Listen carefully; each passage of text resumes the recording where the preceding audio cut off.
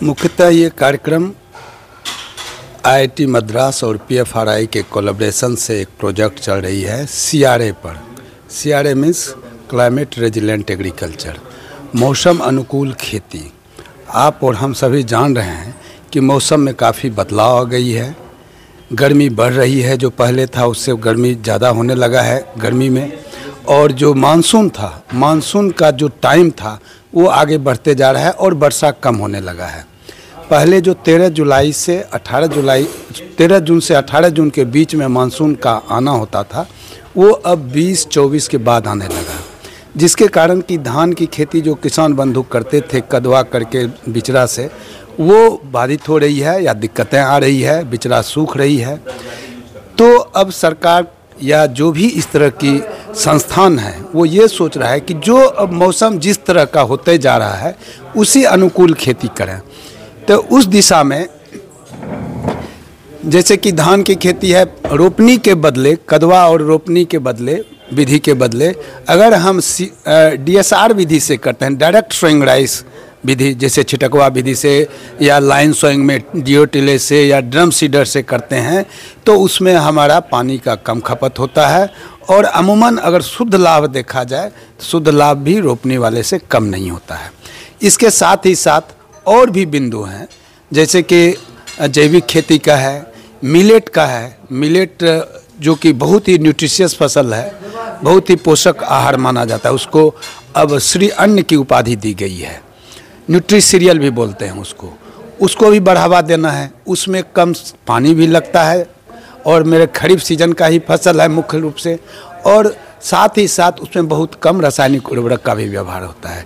इसके साथ ही साथ एक फ्लोटिंग फार्मिंग का भी सिस्टम है कि जहाँ पर पानी है, हम खेती नहीं कर सकते हैं, वहाँ पर बांस का चाली बना करके उस पर मिट्टी डाल के या प्लांट बॉक्स बना के उसमें या गमला या प्लास्टिक का जो होता है कंटेनर, उसमें ग्रो बैग उसको बोला जाता है, एक्चुअली उसको ग्रो बैग बोलते हैं। उसमें भी हम सब्जी या अन्य प्रकार के जो फसल हैं उगा सकते हैं।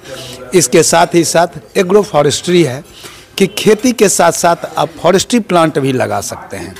उसमें या तो फलदार वृक्ष भी लगा सकते हैं या वनदार वृक्ष भी लगा सकते हैं। फलदार में आम हुआ, लीची हुआ, इस प्रकार के फसल लगा सकते हैं, अथवा वनदार में जो मोस्ट सुटेबल क्रॉप है वो पॉपुलर है, उसको पॉपुलर बोलते हैं। उसका साइंटिफिक नाम पॉपुलस डेल्टॉइड्स है, जो कि खेती के साथ साथ वन पौधा उगाने का सबसे अच्छा कंपेटेबिलिटी है, सबसे अच्छा उसमें ये है। तो उसको हम लगा सकते हैं। इस तरह की विधि अपना करके जो अभी का मौसम है उसके अनुकूल खेती करते हुए किसान बंधु अच्छा से अच्छा उत्पादन ले सकते हैं। साथ ही साथ खरीफ में कम पानी इसमें उगाने वाली, जैसे आप तिल की खेती कर सकते हैं, सनफ्लावर का खेती कर सकते हैं, सोयाबीन की खेती कर सकते हैं, जैविक खेती और नेचुरल खेती कर सकते हैं। इन सारी विधाओं से आप बदलते मौसम में भी, बदलते मौसम के अनुकूल आप फसल का अच्छा उत्पादन करके अधिक से अधिक लाभ ले सकते हैं। इसी चीज़ को बताने के लिए और किसानों को प्रेरित करने के लिए ये कार्यक्रम आयोजित किया गया था। धन्यवाद। अजीत कुमार यादव, जिला कृषि पदाधिकारी, बेगूसराय। देखिए, इस कार्यक्रम के मुख्य अतिथि रहे सर हमारे साथ हैं, क्या कुछ जो है सुझाव देना चाहेंगे कृषि से जुड़े लोगों को? आज जैसा जिला कृषि पदाधिकारी महोदय ने बताया कि हम लोग जलवायु जो बदल रहा उसके लिए क्या क्या कर सकते हैं। देखिए, ढेर सारे बिंदुओं पर इन्होंने चर्चा करा, तो किसान भी कोशिश कर रहे हैं, सरकार भी कोशिश कर रही है, सारे ऑर्गेनाइजेशन भी कोशिश कर रहे हैं ना, तो उसको और गति दिया जाए। उस गति देने के लिए हम लोग आज यहाँ इकट्ठा हुए कि कहाँ कहाँ वीकनेस है, क्या और चीज़ें इसमें जोड़ा जा सकता है। तो जैसे ढेर सारा चीज़ें तो सर बता ही दिए। अभी हम लोग बात करें कि कार्बन क्रेडिट कर लेते हैं अगर, और सबका चक्कर वही है, कार्बन अगर घट गया तो पर्यावरण हमारा बच गया। ठीक है, तो ये परेशानी में लोग समझ रहे हैं इसको, ये बड़ी बड़ी परेशानी आ रही है, लेकिन उसी परेशानी को ना हम लोग पैसे में बदलने के लिए बात कर रहे थे कि अगर जीरो टिलेज करते हैं तो उसमें कितना कार्बन बच रहा है, अगर हम खेतों में खाद नहीं डाल रहे हैं, प्राकृतिक खेती कर रहे हैं, मिलेट्स की खेती कर रहे हैं, तो कितना खाद बचा रहे हैं। तो खाद बनाने में ही कार्बन बहुत ज़्यादा निकलता है ना, तो वो सब को और कैसे ब्रॉड किया जाए, इस पे अभी हम लोगों ने चर्चा करा है आज बैठ के, और उसमें हमारे साथ किसान भी रहे, ऑफिसर्स भी रहे, एनजीओ के लोग भी रहे। तो उद्देश्य यही था कि ये अच्छा से आगे बढ़े और किसान लाभान्वित हो। किसान लाभान्वित होगा तो देश लाभान्वित होगा। लगता है इसको जो है लोग जो किसान है वो निजी ज़िंदगी में उतारेंगे इसको? अरे बिल्कुल, किसान ही तो सब कर रहे हैं, ये कि ज़्यादातर इसमें किसान ही थे।